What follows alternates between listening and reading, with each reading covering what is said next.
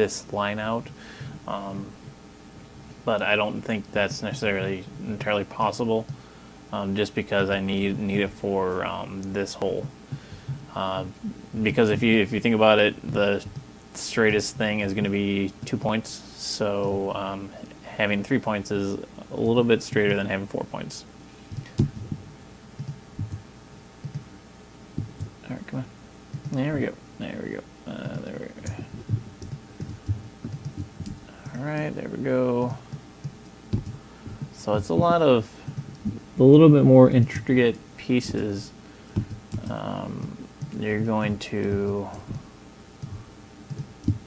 spend a little bit more time. And because of that, then I can go ahead and weld all this together.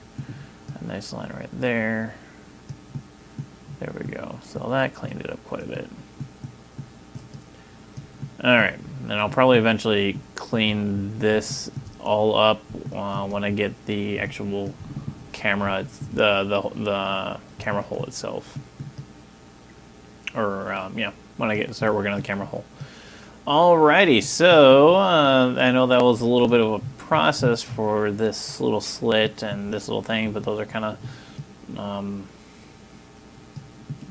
more difficult parts to work on with the modeling. Sometimes, like when I had this in the sub-D, sometimes you see that it kind of cuts through here a little bit. If I make the actual face hole a sub-D too, because I'm probably will eventually give the face hole a sub-D, then I don't worry about it until both of them have their thing. So that looks pretty good actually. Take a render of that. Nice sharp hole, and I'll have to worry about that later.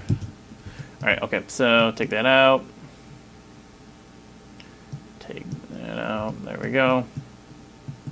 Let's go ahead and we're gonna throw this into this. There we go. Faceplate. There we go. Cool. So that's pretty good. I'm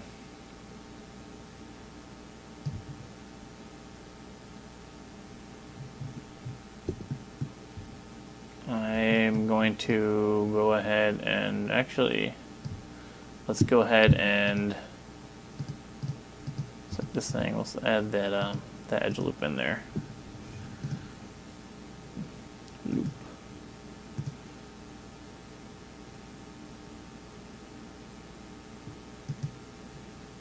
And let's just throw in the sub-D so it gives me a little bit more of an edge. If I go ahead and see if I add another one to it. Okay. Yeah, it gives a little bit over a sharper edge with that. That's kind of a little bit, that looks a lot more than what I wanted.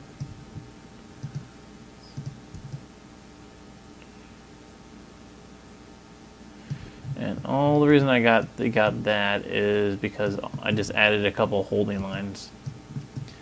Ideally, I like to have a holding line on right where the middle is going to be, but sometimes like this way, just because with how everything is modeled, that it's not necessarily going to work for me. And to bring this up, I'm going to have to do some extra modeling. So I'll have to do some extra modeling to get this corner and these corners to actual.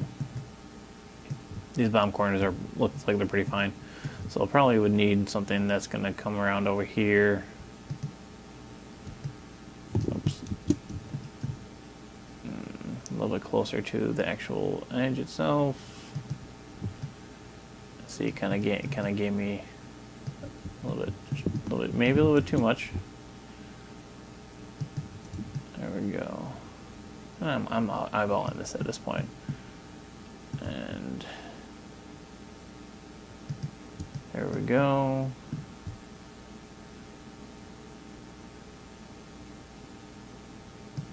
There we go. That looks pretty good. think I might need to bring one here.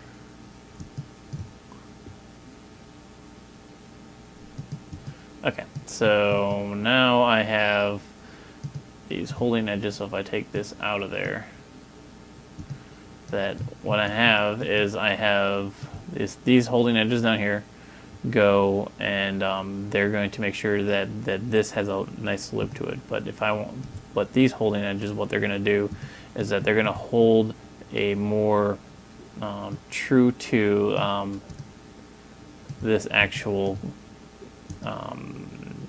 shape of it, and so it's still smooth, and this is kind of like how I wanted it.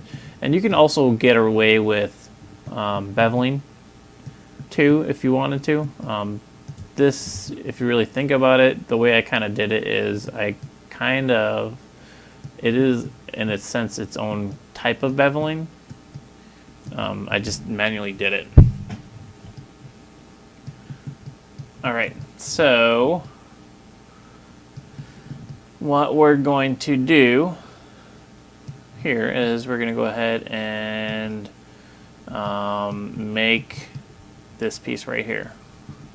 Now this piece is actually looks like a cylinder, and the cylinder has some bumps down the middle of it, and it actually goes in on the inside of it. It scales in a little bit, but that's pretty easy to set up and do. So what we're going to do is we're going to turn off the faceplate.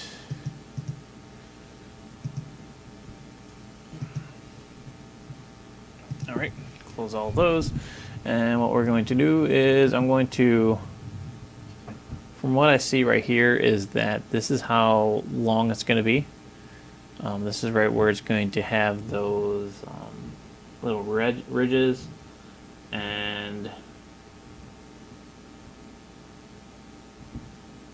then it looks like it's going to stop right here, because that's where, when I'm looking inside of it, that's where it's going to be.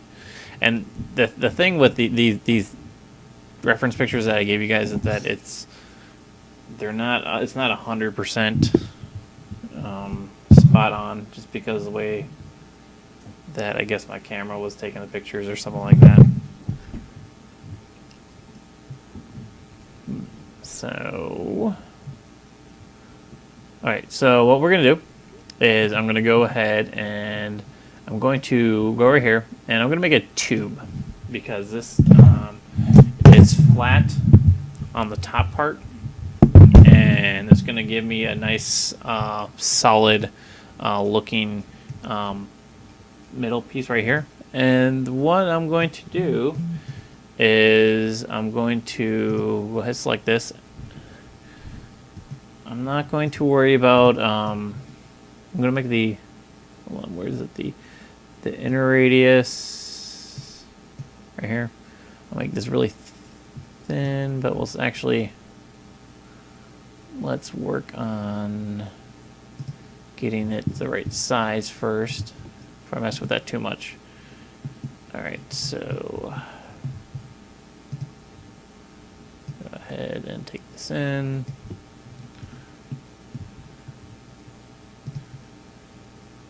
Alright.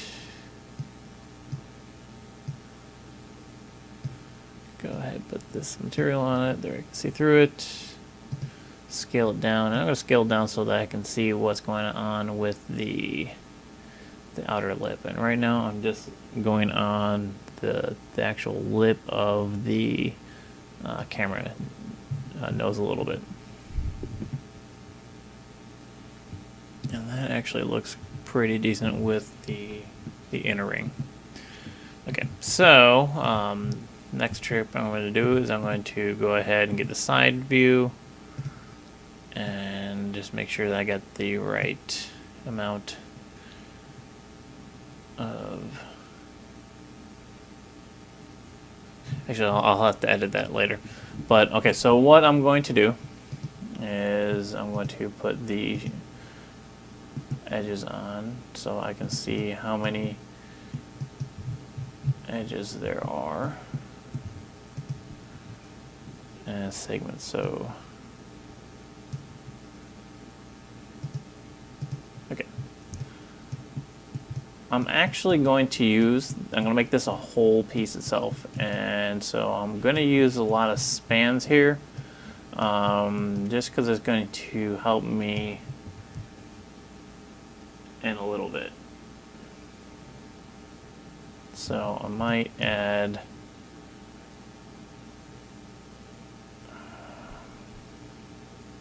what is this? The rotation segments. So the rotation segments is going to be how many are right here, and I want to make an even number, so we're going to do about 40.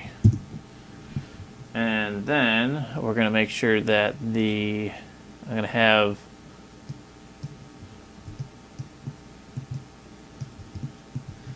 two height segments.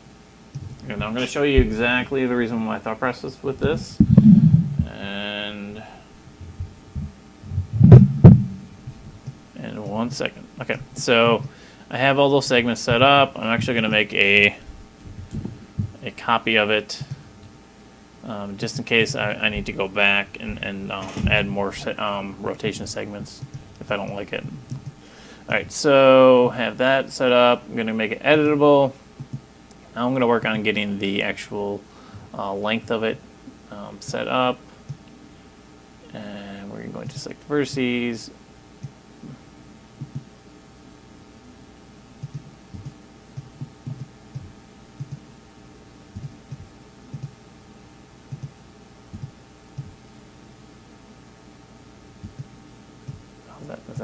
There we go.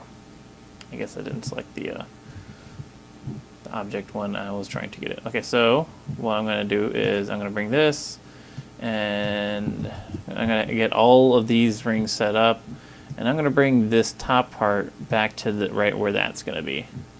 And then what I'm going to do is I'm deselect, and I'm going to bring these, and I'm going to bring them back to right about here. Now, what I'm going to do, since I have this set up right here, is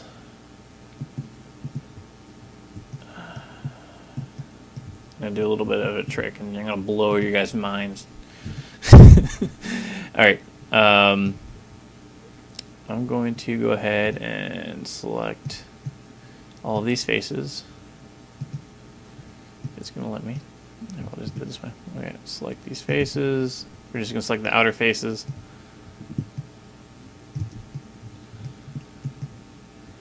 We're going to get pretty creative with our tools now. Okay, so I have all of... Okay, there we go, missed one. Okay, so I have all of these selected. And as you can see on the camera, that there is that... like a little ridge going on. So if I go and I select my inner extrude, we're going to do a little bit of inner extrude, and what I'm going to do is I'm going to turn off the preserve groups. Now what this does is that if I have faces that are touching and I want to extrude them, if I have that turned on, they're going to extrude together. But if I turn it off, they're going to extrude apart from each other. So I'm going to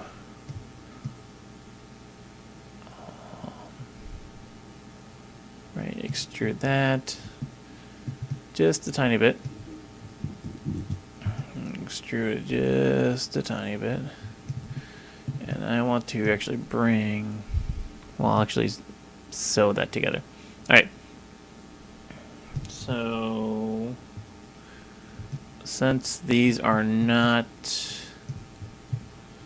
actually at this point in time, I'm going to make another group, another one. We're going to turn off this, and I am going to do a regular extrude. And now I don't have to worry about preserving groups anymore, because now they're all